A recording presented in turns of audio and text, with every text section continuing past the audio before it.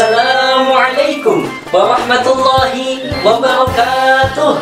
Kami, Doni, Dion, Aksi mengucapkan selamat dan sukses untuk kegiatan Lomba Dai Virtual tingkat nasional yang diselenggarakan oleh Alka Lembang dalam rangka menyambut bulan suci Ramadan 1440 Hijriah. Ayo sama-sama kita dukung para peserta dengan cara like, comment, and subscribe. Caranya LDM spasi nama spasi komentar. Semoga acaranya mendapatkan kelancaran dan kemudahan dari Allah Subhanahu wa Ta'ala. Insya Allah berkah, berkah, berkah. Wassalamualaikum warahmatullahi wabarakatuh. Assalamualaikum warahmatullahi wabarakatuh. Alhamdulillahilladzi an'amana rahmatan wa nasra wa faddalana ala sa'iril mukhalifati wa ja'alna khalaifahu fil ardh. Wassalatu wassalamu ala sayyidina Muhammadin wa ala alihi wa sahbihi wa barik wa sallim ajma'in, amma ba'du.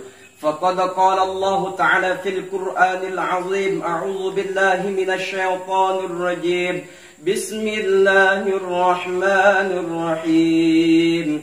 Laqad ja'akum rasulun min anfusikum azizun 'alaihi ma 'anittum harisun 'alaikum bil mu'minina raufur rahim. وقال النبي صلى الله عليه وسلم الإيمان معرفة بالقلب وقول باللسان وعمل بالأركان. ثم قال النبي صلى الله عليه وسلم لا يؤمن أحدكم حتى يحب لأخيه ما يحب لنفسه. صدق الله العظيم وصدق رسوله النبي الكريم ونحن على ذلك من الشاهدين والشاكرين والحمد لله Rabbil Alamin. Dewan Hakim yang arif lagi bijaksana, serta penonton yang ganteng-ganteng dan cantik-cantik, serta sahabat Al-Kalembang yang insya Allah dirahmati dan dicintai oleh Allah Subhanahu wa Ta'ala. Izinkan saya yang berdiri di sini ingin menyampaikan sebuah tausiah yang bertemakan adab menuntut ilmunya Allah Subhanahu wa Ta'ala. Yang utama dari segala yang utama itu ketika beradab menuntut ilmunya Allah Subhanahu wa Ta'ala, tentulah kita luruskan niat kita. Jikalau niat kita menuntut ilmunya Allah Subhanahu wa Ta'ala ikhlas dan ridha karena Allah, maka insya Allah ilmu kita akan berkah dunia akhirat. Tapi jikalau niat kita untuk menuntut ilmunya Allah Subhanahu wa Ta'ala untuk sekedar hiburan, aduh mau apa aja.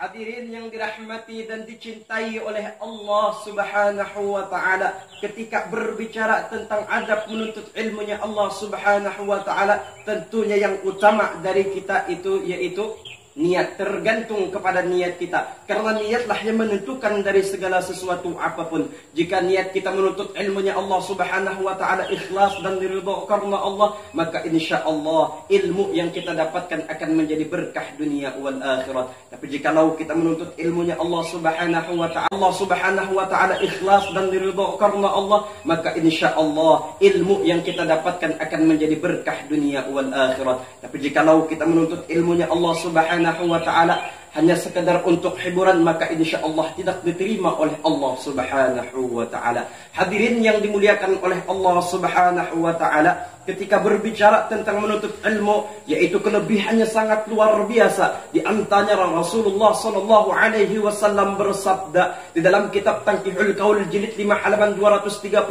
menjelaskan Al-Babul Ula, pada bab yang pertama Rasulullah sallallahu alaihi wasallam bersabda, "Man intaqala liyata'allama ilman ghufira lahu qabla an yakhtuwa." Barang siapa bepergian menuntut ilmunya Allah Subhanahu wa Ta'ala, maka diampuni seluruh dosanya sebelum dia melangkah. Nah, itu kelebihan menuntut ilmunya Allah Subhanahu wa Ta'ala. Ketika kita sedang melangkah pun, satu kali langkahan kita dari rumah, satu kali langkahan kita menuju ke rumahnya Allah Subhanahu wa Ta'ala untuk menuntut ilmunya Allah Subhanahu wa Ta'ala, maka Allah akan mengampuni dosa kita. Sebagaimana pula firman Allah Subhanahu wa Ta'ala di dalam Al-Quran surah Al-Mujadalah ayat 11 yang berbunyi, A'udzu billahi minasy syaithanir rajim. Bismillahirrahmanirrahim.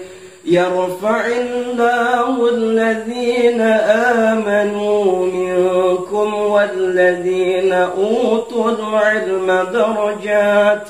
Sadaqallahul azim. Kata Allah Subhanahu wa ta'ala, sesungguhnya kami mengangkatkan derajat orang-orang yang beriman di antara kamu, dan kami mengangkat derajat orang-orang yang menuntut ilmunya Allah Subhanahu wa ta'ala. Hadirin yang dirahmati oleh Allah Subhanahu wa ta'ala, ayat ini jelas bahwasanya ketika kita menuntut ilmunya Allah Subhanahu wa ta'ala ikhlas dan ridha karena Allah, maka ilmu kita yang diberikan Allah akan menjadi berkah dunia akhirat, dan derajat kita pun akan diangkat oleh Allah Subhanahu wa ta'ala. Kelebihan bagi orang-orang yang menuntut ilmu itu sangat banyak. Karena kenapa? Karena Allah lah yang memerintahkan tak sebagai hambanya untuk menuntut ilmu di jalannya. Hadirin yang dirahmati oleh Allah Subhanahu wa ta'ala, Rasulullah SAW bersabda pula, Ibnu Mas'udin kepada Ibnu Mas'ud, kata Rasulullah SAW, ya Ibnu Mas'ud, wahai Ibnu Mas'ud, julusuka sa'atan fi majlisil ilmi, duduknya engkau sebentar di dalam majlis ilmunya Allah Subhanahu wa ta'ala, la tamassu qalaman, tidak menyentuh oleh engkau akan perpen, wala di dalam majlis ilmunya Allah Subhanahu wa ta'ala, la tamassu qalaman, tidak menyentuh oleh engkau akan perpen, wala taktubu harfan, dan tidak menulis oleh engkau akan satu huruf, khairul laka, yaitu lebih baik bagi engkau, min itski alfi raqabah, daripada menyedekahkan 1000 budak. Masya Allah, tabarakallah. Di zamannya Nabi menyedekahkan 1000 budak, pahalanya sangat luar biasa. Di zaman sekarang kita menuntut ilmunya Allah Subhanahu wa ta'ala saja akan mendapatkan pahala sama seperti menyedekahkan 1000 kuda di jalan Allah Subhanahu wa ta'ala. Mudah-mudahan kita menjadi umatnya Rasulullah SAW yang selalu dicintai dan dirahmati oleh Allah Subhanahu wa ta'ala, dan kita menjadi sebagai hambanya insyaallah dicintai oleh Allah Subhanahu wa ta'ala. Demikianlah yang dapat saya sampaikan, kurang dan lebihnya mohon dimaafkan. Assalamualaikum warahmatullahi wabarakatuh.